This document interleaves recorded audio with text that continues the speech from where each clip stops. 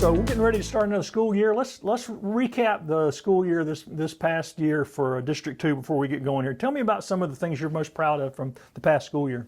Yes, sir, Greg. We're coming off a great 23-24 year. All of our bands and our chorus earned a superior rating, which is the highest that you can earn in the state. So we're real pleased about that. Our FFA teams, they compete on the state level, and those that earn a state championship go to the national level. We were either state champions or runners-up in every single event that we competed in. So we're so proud of that program and those kids. They just do an incredible job, and they're just so excited about it. That's one of our biggest extracurricular groups. Girls softball won 3A state championship, and so we're very proud of those young ladies. Coach Jennings and what he's done with that. And then this summer, we're feeding our community, so we've got Back the Pack again. So we provide lunches for our children who are away from the summertime. And we just completed a building project at Honeypath Elementary School. This past year is the first year that we have a 3K, 4K tuition-based program. We've got it in Belton at Marshall Primary, and then we've got it at Honeypath Elementary School for the Honeypath community. We've got spots for 20 students. The state actually provides funding for 4K, but there's requirements. You either have to have some kind of a learning delay that's been identified, or they fall below the poverty level, and there's a metrics that kind of determines that. So for those students, we have 4K, but there's nothing provided for other 4K children or for 3K. And so we kind of looked around the state, and this is a pretty special program. There's no state that does it as reasonable as we do. So it is tuition based, so it's $400 a month. That's $20 a day. We have a certified teacher and an aide in that classroom, and it is all day. It is 7:30 to 3:30, and so it's all day school, and it's not just childcare. There's a curriculum, a preschool curriculum. There were the certified teacher and an aide, and it filled up before school was actually even out this year for next year, and it was completely full last year. So that's something we were really excited about last year, and I think our community appreciates it. And here, there's so few child care options in our community. Most parents will go to Anderson, but here, there's very few child care options. So that's something that we were very grateful and feel blessed that we can provide for our community. Do you think those kids will be better prepared that have had that extra year? You know, the reason that we started it, this started two years ago with a conversation. I was at at Honeypath Elementary School at 5K recess, and I was talking to those teachers, which supervising 5K recess itself is a Herculean task sometimes. And I talked to the teacher about what are some differences that they see with their students who are in that 4K CERDEP program and those that are not. And she said that, and she's done this for years, wonderful, wonderful teacher.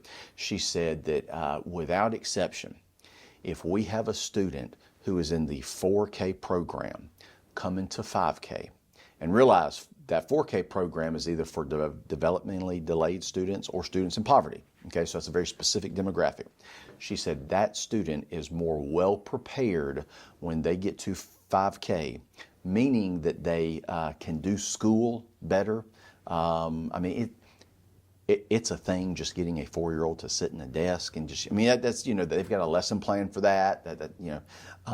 Their literacy is already way higher than a student who is not. Just their number sense, their small motor skills, or large motor skills, they're just more prepared and achieve at a higher level out of the gate than a student who has not gone through the 4K program, regardless of any demographics, regardless of the household that child comes from.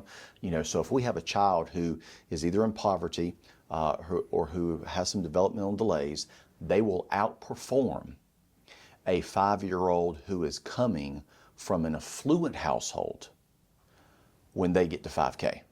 And so that's when we decided that we just need to get more children, as many as we possibly can, into school to set them up for success when they get to 5-year kindergarten. So it's been wonderful, Greg. It has been wonderful.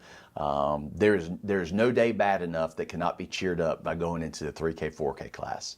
So we just finished a wing at Honey Path Elementary School to house that program, and then also our kindergarten programs in Honey Path Elementary.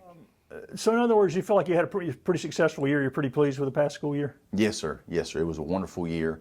We're fully staffed this year, and so our principals worked very hard. We actually start staffing for the next school year starting in September. So our principals start hiring in September, and we're fully staffed as of today, which is probably a pretty special place to be compared to other districts in the state. So we feel very fortunate about that.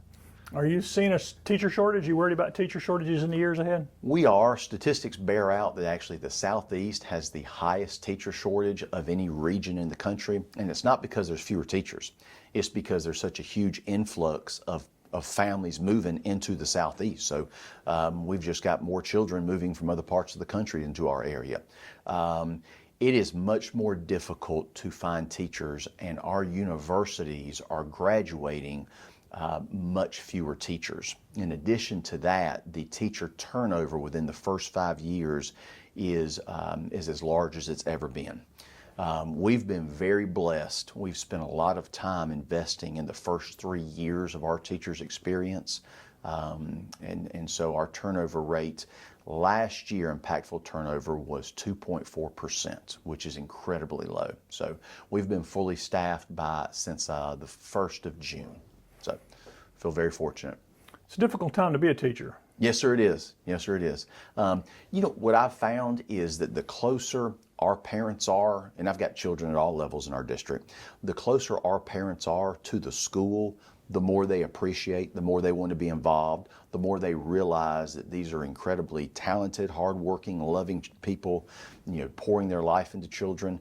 And the farther away you are from your local school, your perception is tainted by what you hear on the national media, and you kind of apply that or overlay that to the school that's down the road, and that's just not the case at all. We've got incredibly supportive parents. We've got booster clubs and PTOs at all of our schools. It's a pretty special place to be. Every district receives a state report card, and part of the rating system of that state report card is your school climate. And so that's generated by anonymous surveys from parents, teachers, and students. And so our district, and then there are responses that give you positive points and responses that give you negative points pertaining to your school climate. In the last 2 years, Anderson 2 has got the highest school climate rating of any district in the state. And so I think that really speaks to the connection that our principals and our teachers build with our parents and our families. So. And they're slowly getting teachers' wages up to reasonable levels too, correct? Yes, sir. So Greg, our Board of Trustees just approved our 24-25 budget. We've increased our teacher's salary over the last 3 years by 28%. So this year, a starting teacher with a bachelor's, their base salary will be $50,002, which is the highest in the county and one of the highest in the states. And so we are very grateful that we're able to do that. And that's both a recruitment tool and a retention tool as well. We were also able to increase our hourly employees. We've increased their salary by 30% the last 3 years, and then our support staff, all our receptionists and our bookkeepers and those very important people, we've increased their salary by 20% over the last 3 years. So we're doing everything that we can to keep our folks dedicated to this most important profession. Speaking of budgets, a lot of the COVID money's finally running out. Does that present any challenges for you guys coming into the year? It does. We've been preparing for this for about 3 years, and so each year, what we were really intentional about doing is using that federal money to purchase capital improvements that you need to anyways. So we invested an enormous amount in replacing roofs that sorely needed replacing HVAC systems. The end of this year, we'll have replaced all the HVAC systems in the district, and doing other capital improvements. The 3K, 4K wing that I mentioned, that was part of that was paid for with those ESSER funds. And so some of those funds we also use for payroll. And so we actually bought some intervention specialists in each one of our schools as the students were coming out of COVID to kind of intervene in the loss of learning they had during that year. And our intent was to be able to roll them into our general budget when the federal funds run out, and we've been able to do that. Incrementally over the last 3 years, we've pulled more of those positions back into the general budget, and we completed that this year. And we were able to give our teachers a raise, and we did not have to raise taxes at all to do that. And do you feel like the recovery from COVID is pretty close now? Yes, sir. In our district, all of our students, every grade level and every measurable tested area, they are performing higher than they did pre-COVID. And that's a huge, our teachers work so hard. Greg, they're so good. They are. One of the things we did 3 years ago, and we implemented it fully 2 years ago, is that every one of our schools has an intervention time during the day. Actually, it's every day except Wednesday. Wednesday we do something different. And so that's about 45 minutes where our students who didn't learn something to the level that they should have during that particular class, or maybe they sat for a test and didn't do as well as we wanted them to, that very day we can pull them in, reteach, kind of measure if they've learned it or not. And so we have gotten tremendous growth from our students just implementing that. A second thing that we've done is that all 7 of our schools have data rooms. So these are rooms where we have each student on a whiteboard, and most of the time it looks like a grid, and then we identify, depends on which level it is, whether it's elementary school, middle school, and high school, and you know, we kind of have it laid out, which makes most sense for them.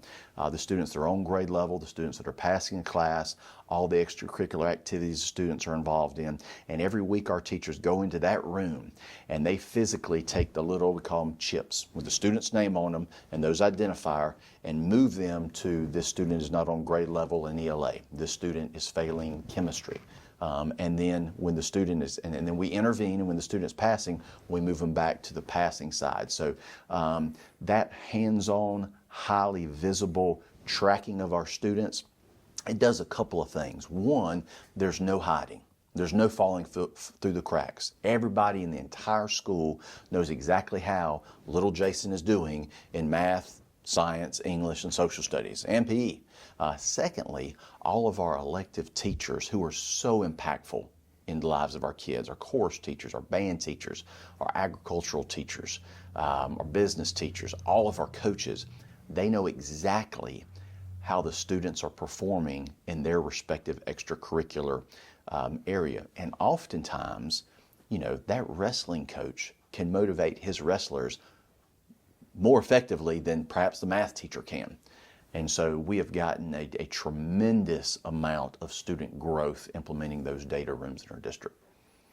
And that's not the kind of thing most people think about when they think about public school education. All these things are going on behind us. Most people just think they go to school, they pass, they don't pass. But having this kind of tracking system, that's not something most people really get their minds wrapped around on public education, right? Yes, sir. I think that's pretty unique to us, the fact that we do it district-wide.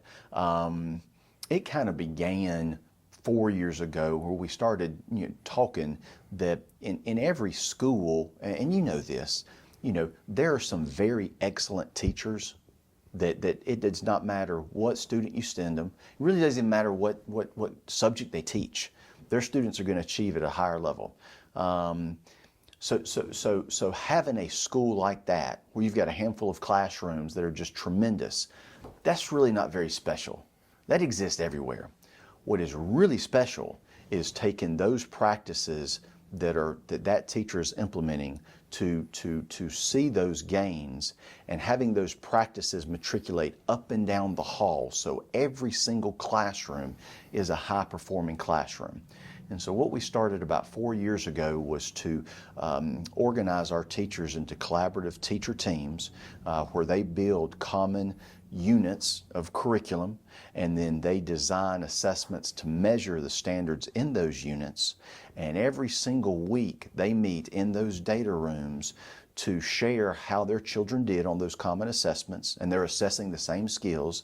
And then as you're sitting around the table, it becomes very clear on which of your colleagues was able to do that successfully and what they did, and to share those best practices so that the next week everyone is implementing those highly successful practices. It requires a lot of trust. It requires a lot of communication. It's not super complicated, but it's hard because you do it every week. There's a lot of relationships that don't spend the time that that takes to do that. You have to be very vulnerable. But we have noticed that has been a huge benefit to our children. We were actually recognized as that type of way of doing school is called professional learning communities, and we were recognized as being a model PLC district, which is the first one in the state that has all 7 schools designated as model PLC schools in South Carolina this past year. And so we're very proud of our teachers. And that is all our teachers, Gregs, and our principals. Their leadership has been tremendous. It's the hardest working group of people I've ever been with in my life, and we are very blessed. Well, school starts in 3 weeks or so, and I guess you've already got teachers coming back, working on their class. People say teachers return the last week of July, but I know some of them are working on their classrooms now, probably. Yes, sir. If I were to go to any one of our 7 schools, there would be teachers there, guaranteed. We actually bring our brand new employees back in 2 weeks, and we have a 3-day orientation with them. We spend 3 days with them, and then our students come back August 1st will be our first day. And this is a different calendar for us. We had graduation the Thursday before Memorial Day, and we're starting back August 1st. So that has been an adjustment for our folks. It's a full summer. It's a full 8 weeks off. But still, that it starts so early and it kind of begins so early, that's an adjustment for our folks. So when we have an end of the year kind of a ceremony where we recognize all our retirees, and I try to encourage our folks, one of your goals this summer should be, you need to wake up periodically and not know what day it is. Just kind of forget about school. It's very healthy, and you need to do that so that you have the energy and you're fresh to come back to be the teacher that your children need you to be. And with this calendar, the one advantage I understand is they're done before Christmas. There's nothing coming back after Christmas to finish up. Yes, sir, and that was a big intent, Greg, is that all of our secondary schools, middle and high school, can finish that first semester before Christmas, go ahead and have those final exams. Then you're able to send them into Christmas break, and there's no carryover, there's no assignments need to be done, there's no makeup work, there's no, for the students and teachers as well. And we have found the feedback we got from our families, we sent a survey out before we did this calendar, was overwhelmingly supportive, in a large part just because when you go into Christmas break, you just go into Christmas break. When you come back out, you're starting a brand new semester, and so you really get to kind of have a reset time with your family during that important winter break. Mm-hmm. Well, what are some of the things you and the board have identified as both goals and challenges coming into this school year? One of the largest challenges that we have, although our growth is fairly small, we're starting to see an uptick of growth. The county just approved for a subdivision to go in this year, and so it's been a while since we've had a subdivision built in here. If you go away on vacation for a week and come back to town, there will be houses that have been built here, completed here, that were not here the week before. So we're a small district, but this growth has been noticeable. So just making sure that we continue to keep a nurturing family culture, that we continue to be able to staff our classrooms to be able to accommodate that growth. It's been important to us historically that we have very small teacher-to-student ratios. We have observed a tremendous benefit, not only in academic achievement, but just in the relationships that your teachers are able to build with their students.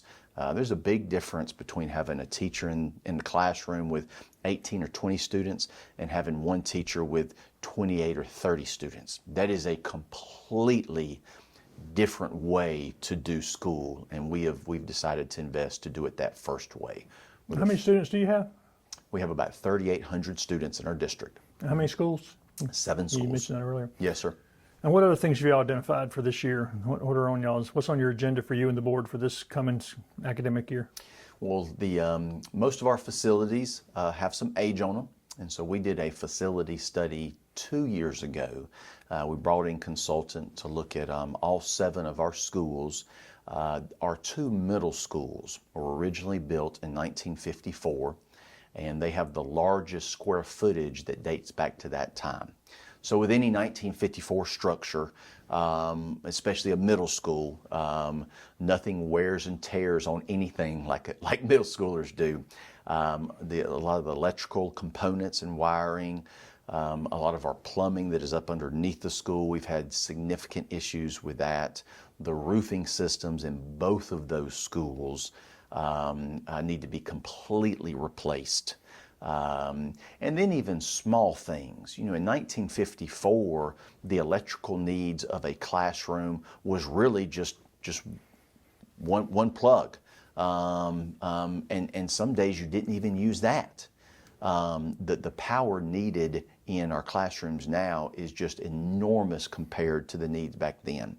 So trying to upfit those buildings to meet the needs of our 21st learners has been very, very challenging. In addition, if we want to do any kind of significant construction, we would have to bring both of those schools up to code, and that is enormously expensive. And even if you do that, you're still left with sending your children to a 1954 facility. So we've been in the process of exploring ways to address that, and that'll be something ongoing for the board to come to a solution with. Y'all should decide that this year. Yes, sir. Yes, sir. Yep. So you're optimistic for the school year, and We're very excited. We are very excited. We're getting excited to get back at it August 1st. Registration for students who are here began about 3 weeks ago, and registration for new students started back in March. And so all of our parents who have students here, they've already received an email, and the process to register for your child is incredibly streamlined. We went to a new format last year, and it takes about 5 minutes, if that, to register your child, which previously it would take much longer than that. And then all of our new families can either go to their child's school, come here to the district office, or go to our district website to register. So we're looking forward to the 24-25 school year.